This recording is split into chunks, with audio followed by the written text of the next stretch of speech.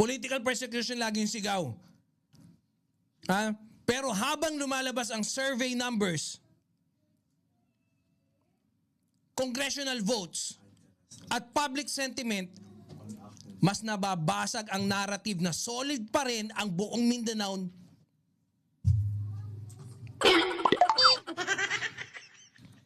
Diba? Because the shocking part, hindi lang Luzon ang gusto ng impeachment trial. Maging Mindanao mismo, gustong marinig ang buong katotohanan.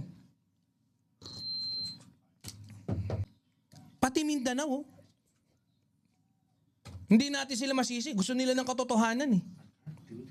At ang katotohanan, posibleng malantad during, ito, according sa latest Okta survey, 69% of Filipinos gusto siyang ma-impeach. Gusto yung impeachment trial against Sara Duterte to continue, magpatuloy. 28% lang ang kupal na ayaw at tutol.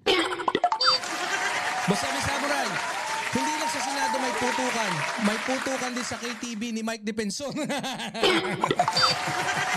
Kaya, Boss Ewan Samurai, ano ka ha? Oo nga no? Totoo ba yun? May putukan din dyan? Ha? Oo. Pero inyo 69% ng Pilipino gustong ma-impeach ang gustong matuloy yung impeachment trial. Curious sila eh. Curious sila bakit mga eng-eng yung mga DDS. 8% lang yung mga tutol. Imagine ninyo, 28%. So ibig sabihin sa 28, wala na. Mga 100,000 na lang ang bilang ng DDS. Wala pa 1 milyon. Para maasahan. That's not a small number. 69%. That's nationwide majority sentiment. Meaning almost 7 out of 10 Filipinos want, 7 out of 10 Filipinos, they want evidence presented, allegations examined, and due process followed. At dito unang nabasag ang propaganda ng naratibo nila. Ang propaganda narrative. Alam nyo kasi kapag majority ng publiko gusto ang trial, mahirap sabihin na political attack lang lahat. Di po ba? Paano mo masasabi na political attack lang yung lahat? Eh yan nga eh. Sara Duterte wag iboto pro-China. Eh tama naman. Obvious naman na pro-China si Sara Potpot Duterte. Diba? Excuse me ha. Ngumungoy ha. Dito, unang nababasag ang propagandang narrative. Because kapag majority ng publiko gusto ng trial, paano mo sasabihin na ata-atake lang ng politika? Parang estudyanteng ayaw mag-exam. Tapos sasabihin, unfair ang teacher bago pa magsimula ang test. Kalokohan. Pero ito ang mas mabigat, mga mandirigma. 61% mismo ng mga taga Mindanao ang gusto ring matuloy ang impeachment trial. So, 61% mismo mga taga Mindanao. Mindanao na matagal nang tinatawag na Duterte stronghold. Duterte bailiwick. Balwarte ng Duterte. Pinaka-solid political base daw nila. Pero ngayon, kahit sariling bakuran, people are asking for accountability, transparency, at syempre, legal clarification. Meaning hindi automatic loyalty ang umiral ngayon. Mas importante para sa mga maraming Pilipino, kahit sa Mindanao, importante sa kanila na ang katotohanan at constitutional process. Parang sariling fans, no? Yung fans mo sa ng boxing champion, Sila pa yung mga nagsasabi, sige, lumaban ka. Laban ka siya rin para matapos ang duda. Alam mo yun? Pambato natin si Manny Pacquiao. Di ba? Sinasabi nila, hindi kayang talunin si Mayweather. Hindi, sige. Senator Manny, labanan mo ulit yan. Para mapatunayan natin na talagang panis sa'yo yan. Ganon. Di ba? And of course, politically, delikado yan para sa Duterte narrative. Because once your own stronghold starts questioning, humihina ang takot-based political branding. Kasi dyan sila namumuhunan. Takot-based political branding. Di ba? Bahala ka pag ako naging presidente. Pag ako na nakaupo, babalikan kita. Humihina ang takot-based political branding. Di ba? Lawmakers breaking away. At hindi lang voters. Hindi lang voters. Maging lawmakers from Mindanao mismo, maraming bumoto pabor sa impeachment. Out of 61 Mindanao congressman, 8 lang ang bumoto ng no. Pucha!